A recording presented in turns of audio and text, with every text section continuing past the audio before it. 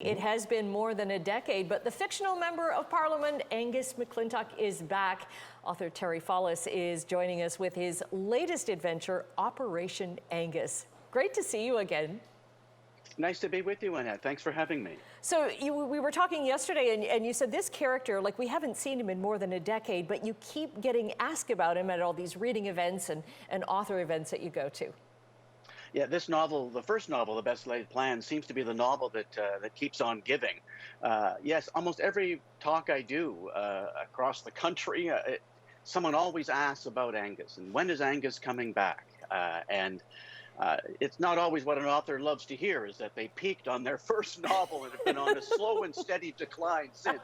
But I am very grateful for the connection that Angus seems to have made with Canadians. And I just thought, why fight it? I had no plans to bring him back, but I decided I better. So he is back in this new novel. Well, he even spawned a TV series on the CBC not too long ago. But I think people like Angus because he's kind of a politician that was kind of like an accidental politician, right? He wasn't groomed to be a politician forever, and he speaks his mind.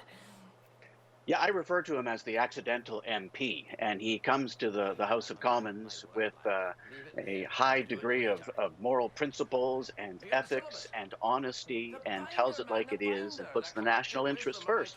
In a way, he's kind of the dream MP for many Canadians and for me. Right, and in Operation Angus, he becomes a spy.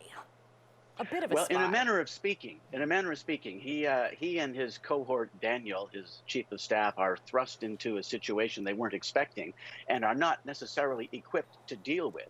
So it's a fish out of water story where they come into some intelligence of a assassination plot that's being planned to take place in Ottawa, and nobody believes them, largely because of Angus's adherence to his principles, but as a consequence, they must sort of fight the clock to try and solve this mystery and thwart the attempt. So it's a little bit different, sort of a comic spy story, still set in Ottawa in the world of politics. Right, and I like that you have an insider's view because you worked for cabinet ministers in both provincial and federal governments. So it's not like a history lesson or a civics lesson that you give, but you give all this little inside information. Like one of my favorites is bilateral meetings between world leaders. You know, there's a photo op and they sign an agreement, but you don't realize all the work that's already been done before that signing ever takes place. Well, that's right. There's a lot that we don't see in politics, and part of the interest, I think, in the book, or I hope, is that we do get to look behind the scenes, behind the curtain, and see what's actually happening. And those bilateral meetings you mentioned are a clear example. A huge amount of work, months of work, goes into planning a bilateral meeting where an agreement is signed, and it's generally all done in advance. But you know, for the cameras, the leaders come out and shake hands and say, we achieved a lot in this session, and we're happy to have this new agreement.